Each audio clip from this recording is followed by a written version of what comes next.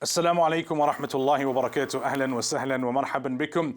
Welcome to another edition of the Sulaimaan Ravat Show. We are coming to you live this evening from our studios here in Sunny Hill, Johannesburg. Well, it's been a while since I've been live in studio because I was on leave the last couple of weeks.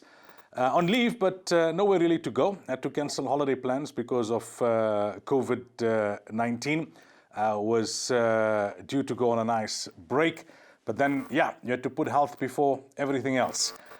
Sometimes it's good just to do a holiday at home, just to take a break at home. I remember there was an elder in our family always used to tell us, the best holiday is the one that you take when you stay at home. Today's generation, I don't know if they believe in that. Sometimes you just need a change in scenery, as they say. You just need to be seen in a different place, or to be in a different place, to look at different surroundings, and just take a break from things. And 2020 was a difficult and challenging year, and people were more homebound than I suppose ever before in their lives. Well, the COVID situation is a serious situation, and we've had a tough couple of weeks here in South Africa, and that's what we're going to be talking about this evening, the first live program for the year. Our guest joining us on the program is a very qualified, highly respected individual with a very lengthy CV and resume. That's Professor Amos Dai, Director of the Steve Biko Center for Bioethics, Faculty of Health Sciences at Wits University, past President of the South African Medical Association, also a board member of the South African Health Products Regulatory Authority, SAPRA, and involved in many different organizations and on multiple fronts with vast experience. Professor, we really appreciate your time. Assalamu alaikum wa rahmatullahi wa barakatuh, and welcome this evening to the program. Thank you for having me. Just one correction. I am the past director of the Steve Biko Center for Bioethics, and I'm currently with the South African Medical Research Council as specialist ethicist in the Office of the President and CEO of the Council. Thank you so much for that clarification. Let's start with the last few weeks. What's your assessment? Why did the second wave come earlier than what was initially expected? Yes, there's lots of speculations, but I think we need to ask ourselves, how much have we contributed to the second wave? I think it's possible that we just relaxed our guard. And it was, the first wave is over, and, it won't be me. And unfortunately, we also didn't expect the mutation in the virus as well, which we found has got such an increased transmissibility. That's also led to the high numbers that we've seen. But I think for me, the most important was that we did not adhere to our non-pharmaceutical preventative measures. Knowingly or unknowingly, we just dropped our guard. Thanks. Now, if we look at the last few weeks, what's your assessment of how it unfolded? Eastern Cape, then Western Cape, then KZN. We're seeing a little bit now in Gauteng. Was that as predicted? Was it similar in terms of a cycle as compared to the first wave? It almost mimicked it, because we did have the first wave with the Western Cape, and yes, we had high numbers in the KZN district. The Eastern Cape, no, not as bad as we saw this time. So, like I say, it almost mimicked it, but it wasn't exactly the same cycle. And the reason we got spared in Gauteng was that most of our folk in Gauteng were sitting in KZN, or they were sitting in Western Cape having a holiday. So we are now going to start experiencing it in Gauteng. Yeah, that was going to be my next question. That is the peak yet to hit in Gauteng, and when is it expected? Well, we're expecting it the numbers are rapidly increasing in Gauteng. And we do hope that with the adjusted level 3 regulations, that this could assist somewhat, but we are going to be reaching that peak in Gauteng soon. Would Gauteng benefit from the fact that we went into level 3 before the peak at Gauteng? As much as there are people who went for holiday and would come back, workers and domestics who went to their home provinces and would come back, but there were also a bigger number of people as compared to normal who didn't go for holiday, who stayed at home in Gauteng. I think that would assist as well. You know, the thing is, I think we need to look at how we all benefit. And I think it's shared responsibilities. What are our responsibilities as members of society? Should we not be taking measures to prevent spread? I think it's very important to remember that if I try to prevent spread to me, I will also then prevent spread to you. And maybe if I succeed in preventing spread to you, I could possibly succeed in preventing a death. I don't know. But, you know, one of the things that we don't even take into consideration is the fact that it's because of our behavior that our hospitals get full to capacity. We put our healthcare workers at risk because we're just not taking the precautions that we should. Is it COVID fatigue? You know, we've been in a lockdown for many months, and you get to the end of the year, and yes, like you said, especially with the younger folk, they've got to go to a different environment, they've got to take a break, etc. Are we that type of human beings that we can't do without a holiday for once in our lifetimes? So we can actually assist with breaking this chain of transmissibility of disease. What are, you know, we talk about our hospitals being inundated. We talk about people dying, and yet we don't ask ourselves, how much have we done to contribute to this, or how much have we done not to contribute to this? And I think we've got to do a lot of reflecting as a society. It's absolutely shocking that when you look at the numbers of Muslims that have died from this disease, we're seeing 1 in every 30 to 40 minutes dying.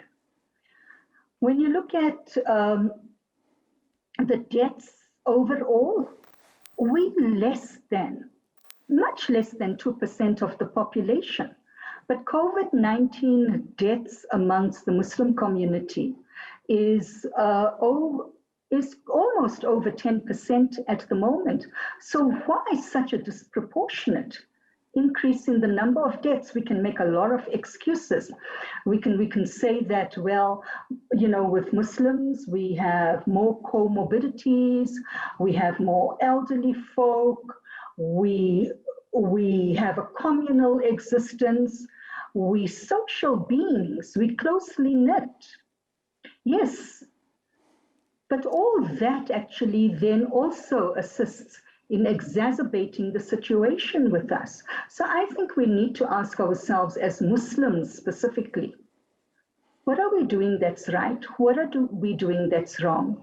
And what can we do as each individual member of society, Muslim member of society? What can we do to prevent harm to the next person? You spoke early on about the mutation, right? And that caught us somewhat by surprise. Now that we've been in the second wave for a number of weeks, what have the experts like yourself uncovered Has the second wave, as a result of the mutation, been just more infectious, or has it actually been more deadly? Have more people died by comparison as a result of the mutation? So what has definitely been seen with the mutation is that it is much more transmissible. So it's moving, it gets transferred to people much more easily, much more faster. In terms of how much more virulent it is, the pathology, there isn't convincing evidence that it could be more deadly. However, just today, there are some results that have come out from the UK to show that there is suspicion that the UK variant is more deadly than the original variant. Now, to think about this, our variant is worse than the UK's. We've got several mutations as compared to them on our variant. So, and look at this. We've had younger ones infected now, and we've had younger ones being extremely ill, and younger ones dying as well. So we can speculate that it's possibly more deadly, but we just need to wait for convincing scientific results for now. Before our second wave started, we saw second waves in many other countries in the world, the UK being one example. Are there countries globally that have experienced a third wave? And how likely are we in South Africa to experience the same? There's a lot of focus currently on vaccinations, and we'll talk about that in a bit. One gets the impression, though, that people tend to think that, okay, now that the vaccines are on the market and are likely to arrive, that this second wave will be pretty much it. No, I don't know. I don't think so. It depends on how rapidly we get our vaccines and how adherent our populations are as well, what the uptake of the vaccine is. And remember that for all the vaccines, except the Johnson & Johnson vaccine, it's 2 doses. So having a first dose of a vaccine doesn't necessarily mean that you've got immunity immediately. And the studies show that it takes some time before you can actually start even showing signs of immunity when you've taken the first dose of the vaccine. And so you'd have to take the second dose. And I would think until we reach herd immunity, it would be necessary for us to continue observing our non-pharmaceutical preventative measures as well. In terms of a third wave, it is highly likely that we may have a third wave. And this is probably predicted for when we get into our winter, May, June. But, you know, I may be wrong. It might even come earlier, because our scientists predicted the second wave after the December-January vacation. But we actually saw our second wave much earlier. Now, the big buzzword in recent weeks has been Ivermectin, and there's been a lot of debate amongst professionals. There's been debates in communities. There's been a lot of debate on social media. What's your thoughts on Ivermectin? I was hoping you wouldn't go there because it is so controversial, it is so complex, and it is highly emotive at the moment. So some doctors and others in society feel that Ivermectin could actually work. And, you know, when we take oaths to treat patients, and when we take our oaths on graduation, it's like whatever we do, we've got to do in the best interests of our patients. So some doctors feel quite strongly that Ivermectin is in the best interests of their patients. However, the jury is still out on Ivermectin, because it's very important that we function from a perspective of evidence-based medicine.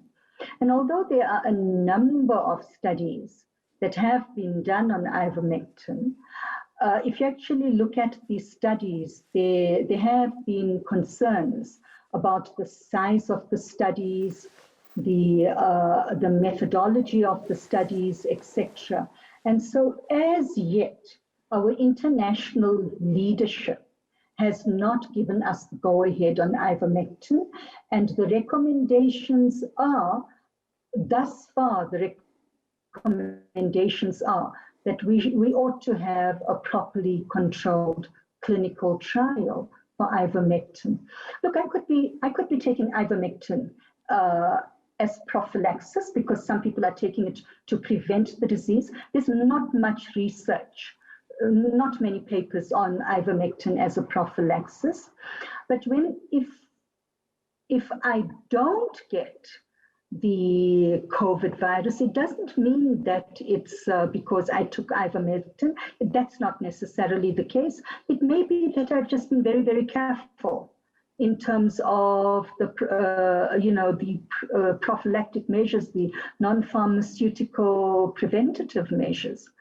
There are anecdotes on both sides where people say that they've used ivermectin and it's helped. And then we have our pulmonologists and I'll talk about even colleagues of ours that have taken ivermectin, but have subsequently ended up with the virus on ventilators in ICU. So I don't think we can go by anecdote. I think it's important to have a properly put together clinical trial for ivermectin. Where did this originate? Where was it discovered that ivermectin could possibly be useful to combat COVID? You know, there are several areas, and you're looking at more the developing world areas where there have been these postulations that have come forward with regard to ivermectin being used to possibly assist with COVID.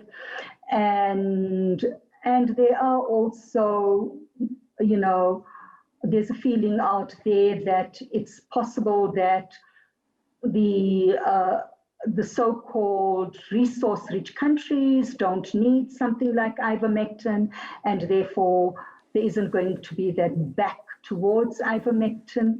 Most of the research has been done in the poorer parts of the world. However, I think we need to consider, if we want to have ivermectin in South Africa, number one, we need to ensure that our regulatory authority, the South African Health Products Regulatory Authority, actually registers the ivermectin for use. And as yet, it has not been registered by the SAHPRA. An application should go in for registration, and I do believe that applications may now have come through. Should it be fast-tracked? The reason I ask is that I've heard this debate being made by some that even if you look at the vaccines, ordinarily it takes much longer for vaccines to be tested and to be approved. But because of the very novel situation that arose as a result of COVID-19, vaccines in some way or the other were also fast-tracked. Should this process of approving or looking at approving ivermectin be not fast-tracked somewhat? SAHPRA has committed to that, to do a rapid review should we get applications, just like other therapeutic modalities, together with the preventative, like the vaccines, have all undergone rapid review or are undergoing rapid review. So, you know, it's not business as usual when it comes to COVID-19. It's not only SAHPRA, but it's also the research ethics committees that would look at the research, the ethical aspects of the research that's going to be undertaken. And all of those processes have been fast-tracked, undergoing rapid review. But I want to caution one to understand that rapid review does not mean dropping one's standards and doing a quick review. Patient safeguards are paramount. So when SAHPRA will do a rapid review, it will look to ensure that there's both safety and efficacy standards that are indeed satisfied. We cannot drop standards. One life lost, if we drop standards, is one life too many. All right, we take a break. When we come back, we continue the discussion with Professor Amos Day, and we're going to focus on the topic of vaccinations.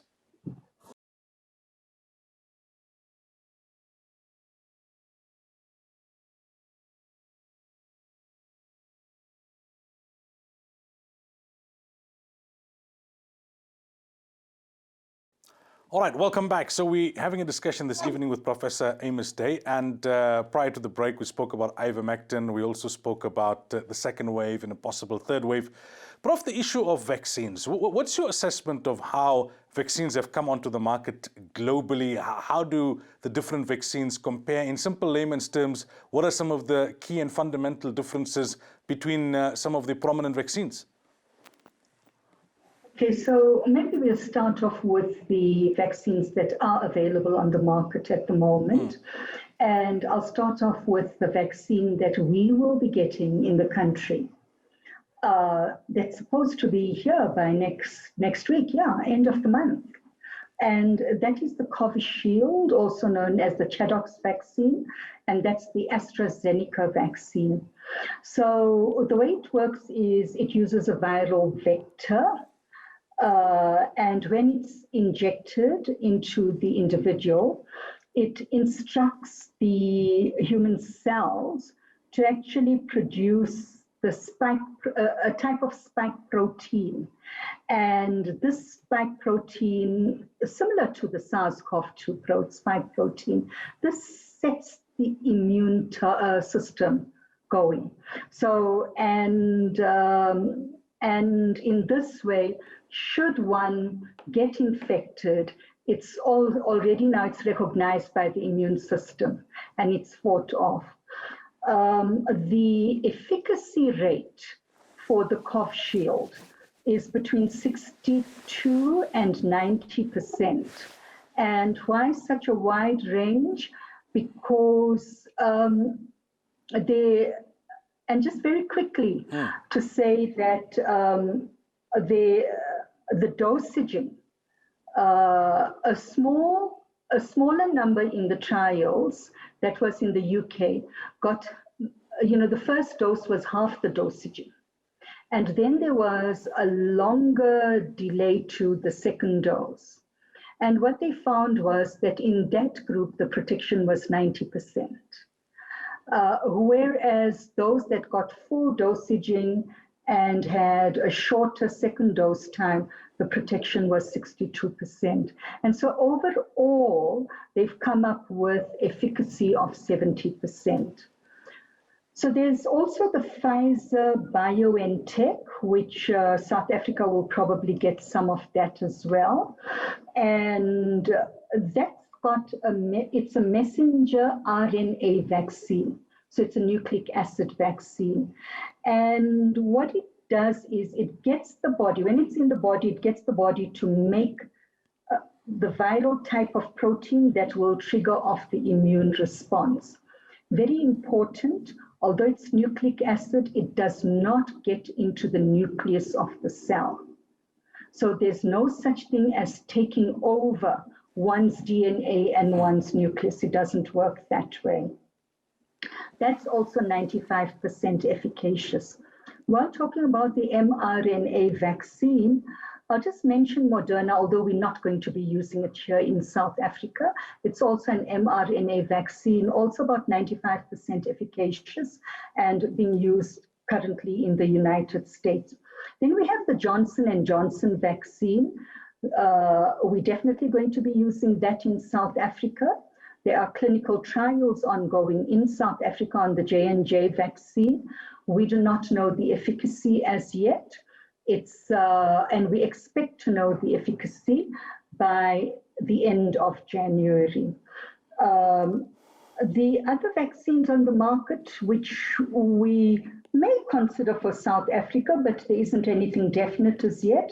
And that's the Sinovac, the Chinese vaccine, which uses a dead COVID-19 virus as the trigger to produce immunity. That's shown to have a range of 50 to 70% immunity. And on the continent, I believe Morocco has gone for the Sinovac. And of course, then with the Russians, there's a Sputnik 5 vaccine that's also a viral vector vaccine, adenoviral, and that's been shown to be 91.4% efficacious. So that's the vaccines in a nutshell. Very informative and enlightening. Are there side effects? You know, we hear these talks and reports that in this country, so many people took the vaccine and then they died or they ended up in hospital and the nurse collapsed while taking the vaccine live on air. What's the science telling us at the moment? What's the evidence telling us about side effects? So the nurse that collapsed while taking the vaccine, she had an acute anaphylactic reaction, a very severe, acute, severe allergic reaction.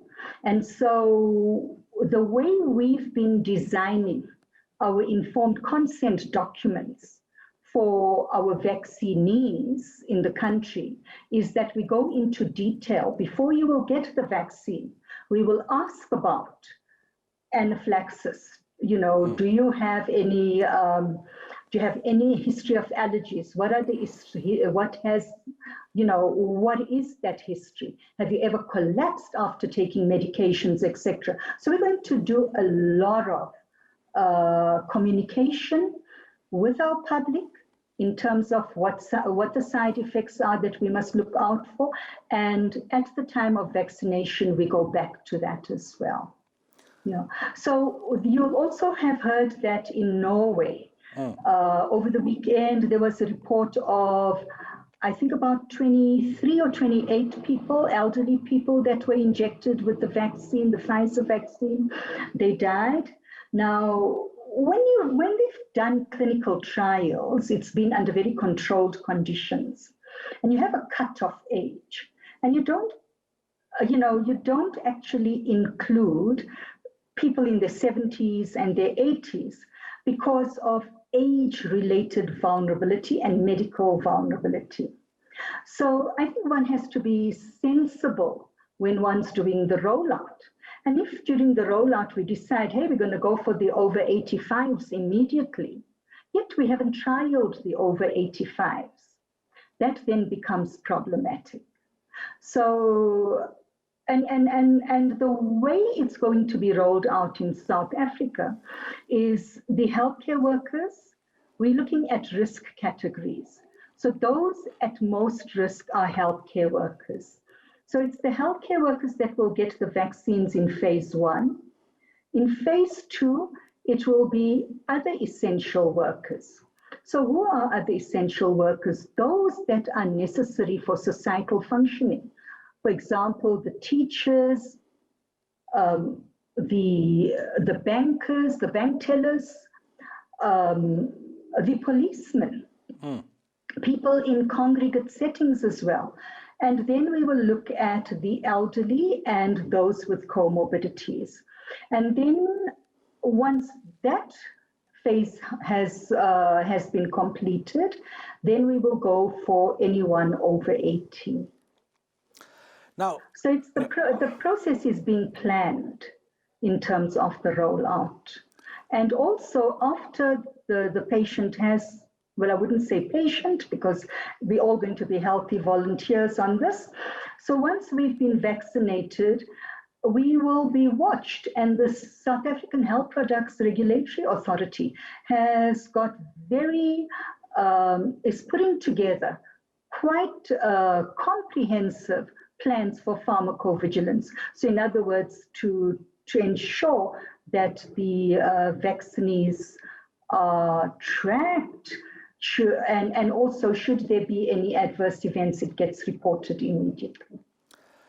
Based on what you've just said, Prof, there may be those who would say, well, okay, that in itself indicates that there wasn't enough testing, say the above 80s or 85s were not tested, and that there's going to be some trial and error. So therefore, I'm now somewhat reluctant. I'm not so willing to be in the front line, even if I'm a healthcare worker or essential worker, or even if it comes to phase 3 of the rollout and I need to now take the vaccine. I still want to see how others are going to react to it. I feel somewhat skeptical. How would you address that concern?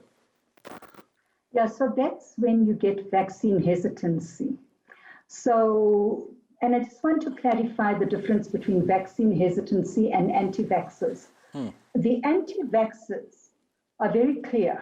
They will not take vaccines. Those that are hesitant, this is where we coin the term vaccine hesitancy, are the very ones that are thinking the way you've described.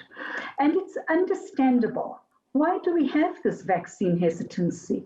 You look at this COVID-19, hey, we still don't know much about it. So it's such a novel disease. So it's the novelty of the disease. And then look at the way the vaccines have been developed. It's at such an unusual, rapid speed. This is something that we're not used to. So of course we're going to be concerned.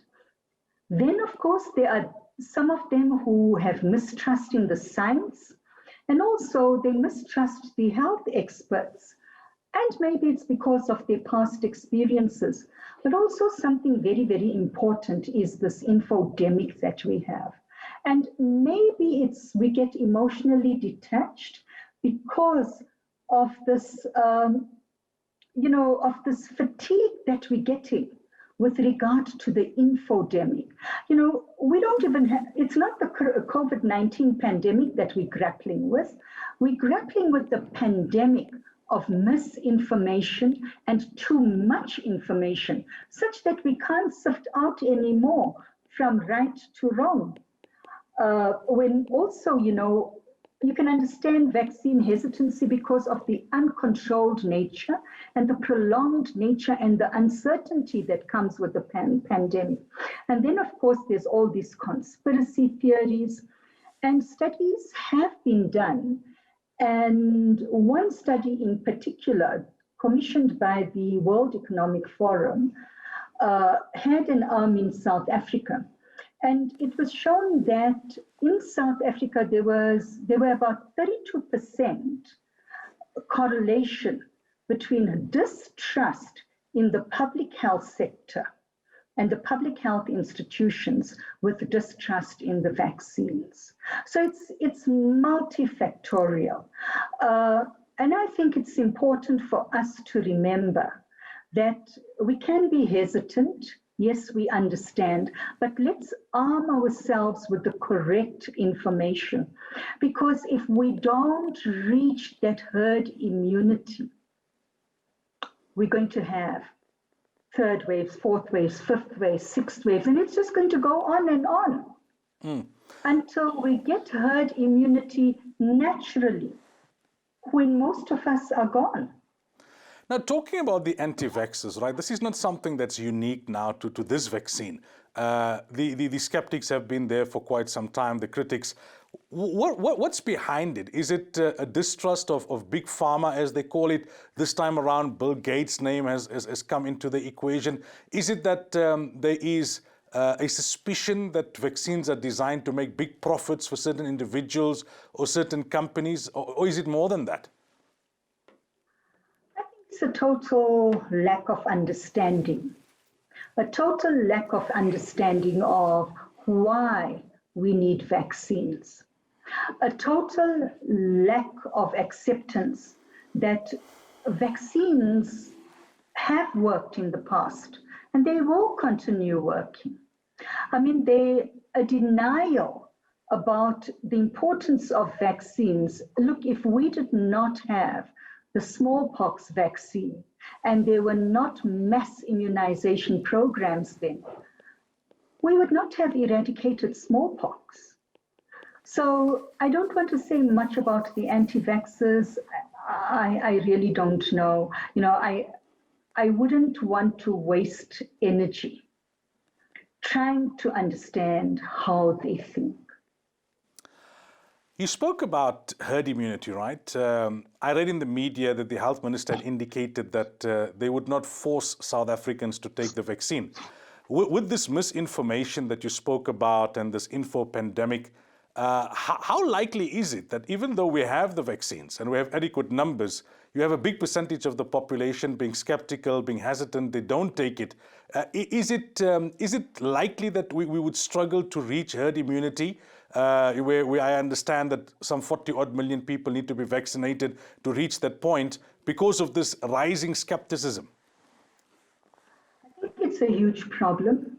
It really is a huge problem, and I think there is a lot to be done in terms of communication, not only from the Department of Health, but also from other responsible members of society.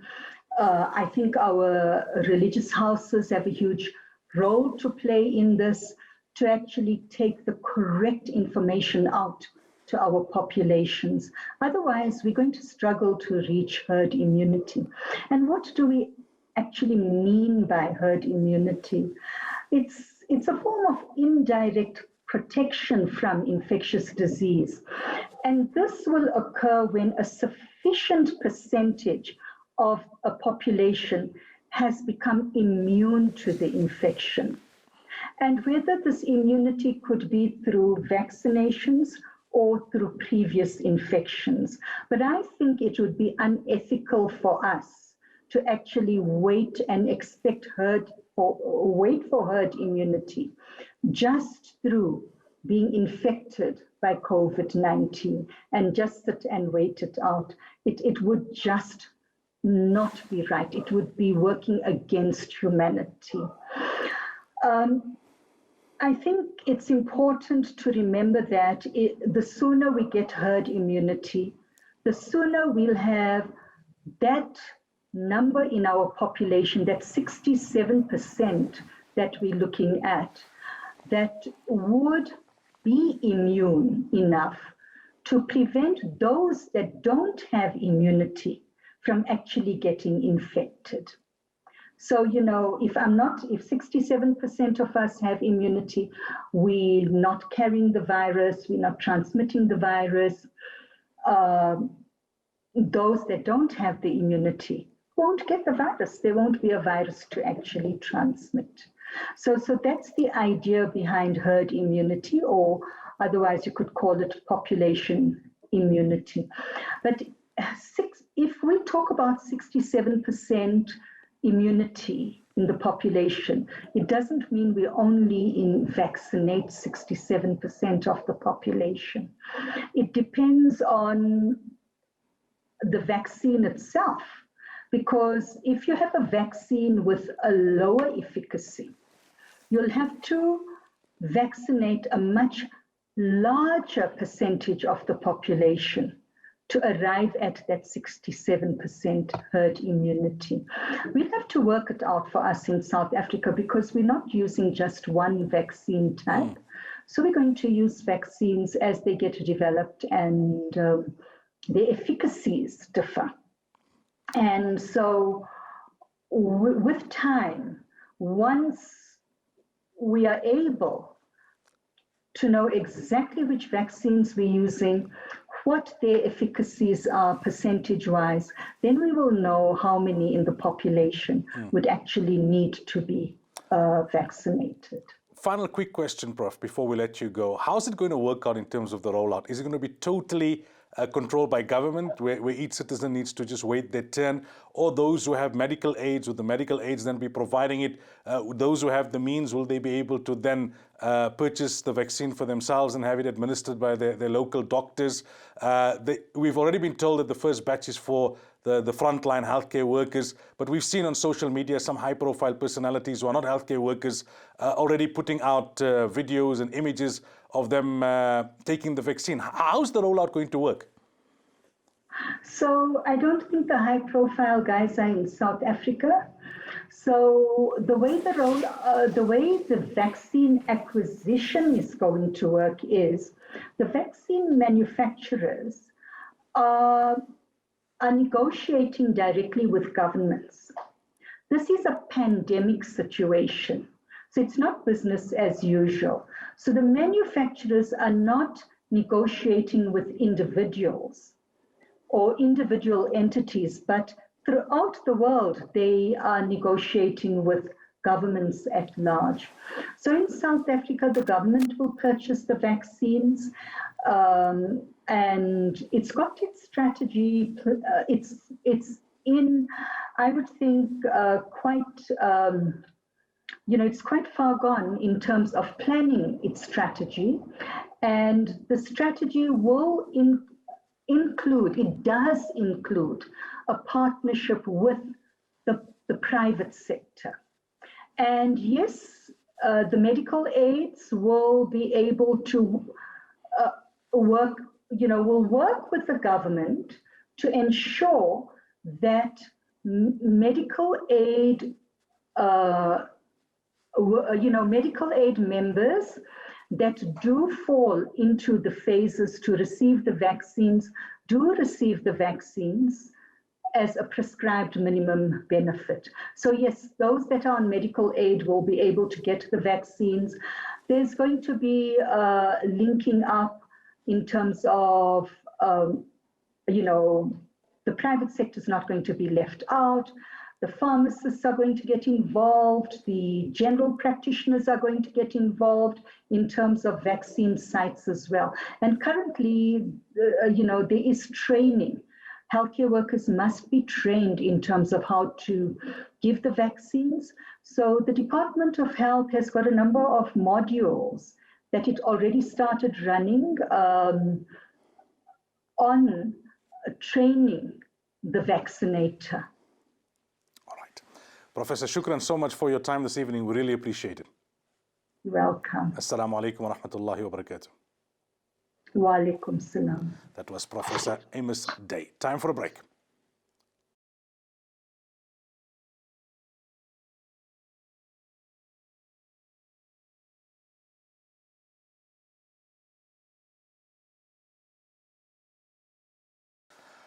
Well, an enlightening discussion with Professor Day there about vaccines, about Ivermectin, about analysis on the second wave in South Africa.